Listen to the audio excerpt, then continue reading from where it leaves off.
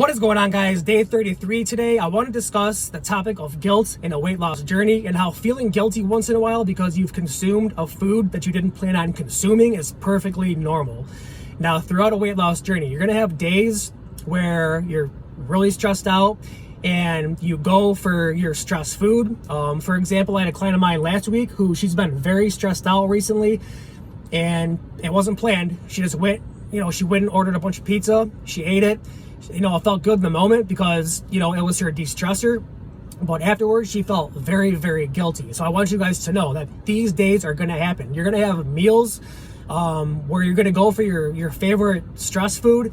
It might be pizza, it might be a Whopper, it might be a Big Mac, whatever it is that you're going to go for, you're going to eat, and it's going to happen. You're not going to be perfect 100% of the time. Nobody is.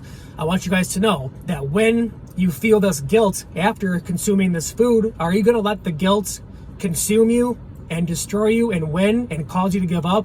Or are you going to let the guilt run its course? Because you're not going to be able to avoid the guilt, but are you going to just let it run its course and work its way through you and don't resist it and bounce back the next day?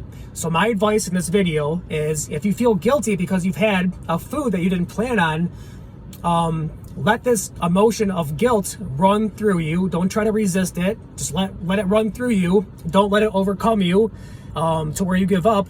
But just know that it's normal. Let it run through you. And then the next day, I want you guys to get back on track with what you guys were, your plan that you had going, before that.